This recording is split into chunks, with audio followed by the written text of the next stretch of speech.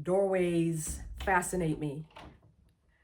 32 years ago today, I crossed a border, but it was really a threshold. It was a line in the map that became a line in my identity. Immigrating to the United States wasn't just relocation. Little did I know that it was initiation, a holy disruption. And when I stepped into this great country, I didn't yet have the language for anti-fragility, but I was already living it. Immense pressures had shaped me. The displacement would form me in unimaginable ways. Every unknown was carving out a new capacity. And this anniversary isn't just about arriving in the United States. It's about becoming someone I could never have become anywhere else. When I first arrived, I'd hear of fellow immigrants who would say they'd been here for 20 years. And I wondered, didn't they have a home to go back to?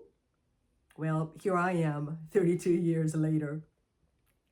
I left as a young woman, shaped by tribe, by beautiful red soil, by mountainous land, by story, by the rhythm of communal life.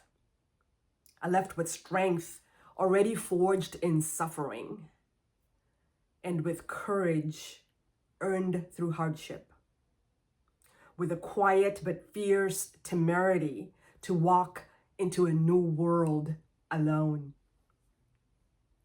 I left home and my childhood equipped with resilience, but it would prove to be insufficient for what life held for me. See, immigration doesn't ask you to stretch, it forces you. It is urgent and merciless in its demands. It plunges you into a world where nothing is familiar. It strips you of what you think you know. It is do or die. Change or get chewed up. Transform or get trampled. Keep up or get kicked. I say frequently that being a foreigner is a bear. It is relentless and disorienting to your very psyche. And in a deeper way, immigration is not just my story. It's the human story. We're all travelers and foreigners here, sojourners, citizens of another land trying to make sense of a land that isn't home. Now, some navigate and acculturize easily and with grace, but for others, it is grueling. All of us are crossing thresholds, shedding old identities, walking through doorways, and learning how to live in places where, to be honest, some of us were really never meant to fully belong. But pressure didn't crush me. It carved me. Loss didn't diminish me. It expanded me. Uncertainty didn't silence me. It taught me to speak, and to speak with authority. The young woman who left my homeland was strong, but she was fragile in many ways. The woman who arrived is becoming anti-fragile. And every year on this anniversary, I honor both of them. I grew up in a tribal land where identity was communal, belonging was inherited, and formation happened in circles, not in rows. Immigrating took me out of my tribe, but I love that it didn't take the tribe out of me. It taught me how to build a tribe from scratch, and I love that. I became an expert at creating belonging in unfamiliar places. I mastered gathering people into circles of courage, circles of healing, circles of identity reconstruction. I excelled at cultivating community that is not bound by geography, but that is bound by purpose, and that's a universal land. This is the gift that immigration gave me through tears, through loneliness, through stress, through struggle. I discovered how to craft and create spaces where battered people remember what it is to be powerful humans. I learned to lead communities where the pressures of life become vital formation. And that formation then becomes transformation. I learned priceless principles of building tribe everywhere. I remember caring for people the age of my elderly parents, desperately wishing that I could love on my own parents in their latter years.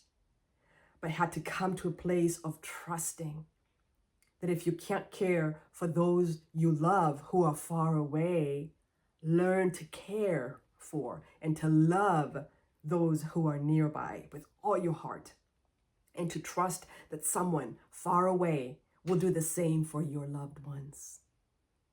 In the same vein, if you can't be with those that you think you belong with, who are far away, mentally or physically or spiritually or emotionally, you can learn the principles of belonging with those who surround you and who are safe. Immigration wasn't my initiation into anti-fragility. I didn't even know that word then. But oh, have I come to learn and appreciate it as I guide myself and others in failing, and failing well, failing intelligently, so that we adapt in what can otherwise be a brutal landscape. It taught me that pressure is not the enemy, it's an architect. It taught me that identity is not static. It is constructed, deconstructed, reconstructed regularly. And it taught me that becoming is not accidental. It's intentional, it's principled, it's strategic. Every challenge expanded me, sometimes mercilessly. Every loss refined me. My brother dying suddenly in a hit and run accident. My sister dying just a few years later of cancer.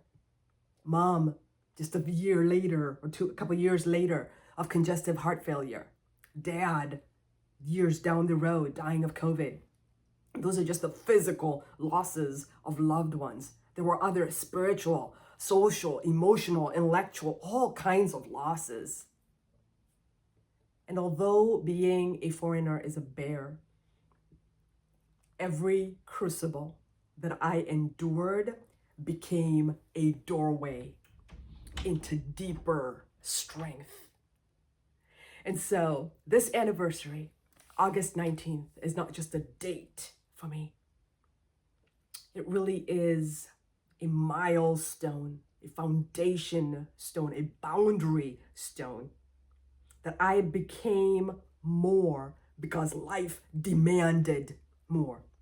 I became stronger because tectonic forces shaped me. I became anti-fragile because God was forming me into the masterpiece that He created me to be. So today I want to celebrate, humbly celebrate, proudly celebrate the woman who crossed the threshold. And I also want to celebrate all of you and the thresholds that you're crossing. I want to honor this woman who is emerging alongside of all of you who are morphing, becoming. And I bless the tribe that I now build.